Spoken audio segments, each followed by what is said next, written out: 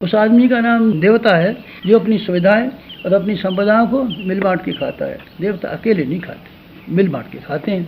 अगर आपके पास कोई चीज़ है तो आप मिल बांट के खाइए। ज्ञान आपके पास है तो उसका फ़ायदा औरों को मिलने दीजिए। आपके पास पैसा है तो मिल बांट के खाइए, हर एक को फ़ायदा उठाने दीजिए। अपनी संपदा को बांट के खाइए और दूसरों की मुसीबतों को बटा लीजिए। देवता यही काम करते हैं। देवता देखे ना आपने, देवता के अंदर यही गुण होता है। देवता को पुकारते हैं, हे भगवान जी हमारी सहायता कीजिए, गणेश जी हमको बुद्धि दीजिए, लक्ष्मी जी हमको पैसा दीजिए। उनका स्वभाव है, क्या स्वभाव है?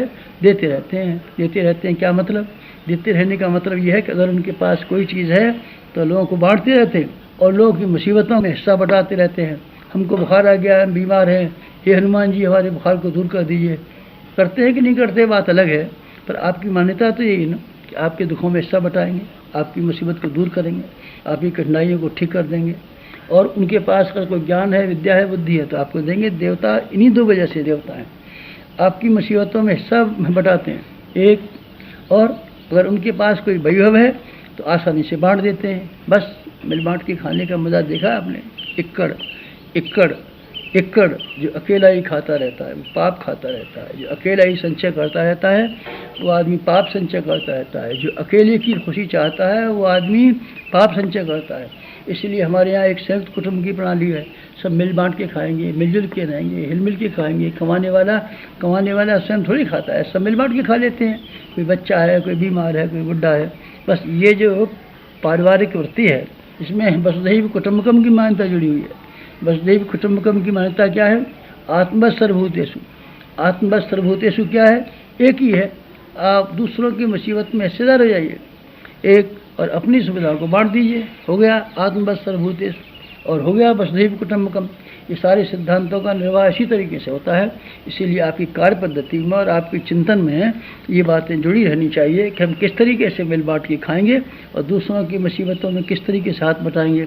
इसीलिए आपको अपना स्व संकीर्ण स्व जो आपने कूप मंडूक की तरीके से सीमित कर रखा है, फिर आप उसको विशाल बना देंगे। आप सबके हो जाएंगे, सब आपके हो जाएंगे, देवता आप हो जाएंगे, आपको स्वर्ग आ जाएगा। अगर आप ये स्वर्ग नहीं खरीद सकते और आपने सीमा बंधन अपना ही खाना, अपना ही पहना, अपना ही पैसा, अपना ही बेटा, अपना ही यश, अपना ही नाम कहते रहेंगे, आप बहुत छोटे आदमी रहेंगे, जलील आदमी रहेंगे। और आपको नरक में रहने वाले को ये यातनाएं भुगतनी पड़ती हैं। मानसिक दृष्टि से वो सारी यातनाएं भुगतनी पड़ेंगी। शारीरिक दृष्टि से ठीक है, ये हो भी सकता है कि आप कुछ खाने पीने का सामान इकट्ठा कर लें, कुछ पैसा इकट्ठा कर लें, लेकिन आप दुखी रहेंगे, आप दुखी रहेंगे। क्या करना चाहिए? आपको एक और काम करना चाहिए। कौन सी? खिलाड़ी की ज़िंदगी जीनी चाहिए। खिलाड़ी की ज़िंदगी आप जिए। खिलाड़ी में हारते भी रहते हैं, जीतते भी रहते हैं, जीतते भी रहते हैं, टीम बना के खेलते हैं। हार गए, अरे हार गए तो क्या है, चेहरे पर कोई शिकन ही नहीं। आप चेहरे पर शिकन मत आने दीजिए। चिंताओं को और मुसीबतों की कल्पनाएं करके, संदेह करके और भविष्य की आशंकाएं करके हर समय आपको दिल धड़कता रहता है। आप निश्चिंत रहिए, निर्द्वंद रहिए, हंसते रहिए, मुस्कुराते रहिए। आप हंसते और मुस्कुराते रहेंगे और निश्चिंत रहेंगे तब, और खिलाड़ी की तरीके से ज़िंदगी जिएंगे तब फिर आपको मैं देवता कहूँगा। ये नाटक है, आप इसके एक पात्र हैं। दुनिया में आपको एक नाटक अदा करना है। आप नाटकीय तरीके से तमाशा कीजिए, लोगों को मनोरंजन करने दीजिए, लेकिन आप एक निश्चिंत होकर के राजा जनक की तरीके से अपनी मन स्थिति को बनाए रखिए। फिर मैं आपको स्वर्ग में निवास करने वाला रहूँगा। भूत का चिंतन मत कीजिए। पिछला जो घटनाएं हो गई तो ठीक है, आपने कोई अच्छे काम कर लिए तो बार बार प्रशंसा करने की ज़रूरत क्या है? आपके साथ में किसी ने कोई बुराई कर ली या आप किसी ने दुख भुगत लिए, बार बार कहने की ज़रूरत क्या है? भूत से भूत, गया सो गया। और भूत पर मत विचार कीजिए। भूत से आप अनुभव तो इकट्ठा कर सकते हैं, लेकिन चिंता भविष्य की कीजिए। करना हमको क्या है, करना हमको क्या है, ये सोचते रहेंगे तो फिर मज़ा आ जाएगा। बुढ़े आदमी भूतकाल का वर्णन करते रहते हैं, बच्चे भविष्य की बात सोचते रहते हैं, लेकिन जवान आदमी वर्तमान की बात सोचते रहते हैं।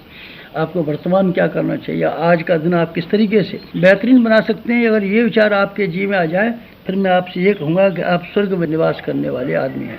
भविष्य की क्यों अनावश्यक कल्पनाएं करेंगे? योजना बना लीजिए, योजना में हर्ज नहीं है। महत्वाकांक्षा बात अलग है, योजना बात अलग है। हमको एमए करना है तो आप स्कीम बनाइए।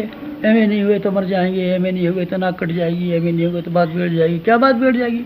दुनिया में बिना पढ़े भी तो है। अब मैट्रिक पास रह गए तो क्या बता गई, निशा हमारा ये हो जाएगा, हमारा ये हो जाएगा। ऐसे विचार करते रहेंगे तो मैं आपको नरकगामी कहूँगा।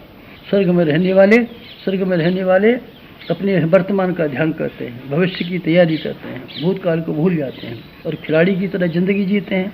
अपने जीवन के तौर तरीक़ों में ऐसा मौलिक परिवर्तन आप करके जाइए यहाँ से। उम्मीद ऐसी है आप यही करेंगे। समाप्त।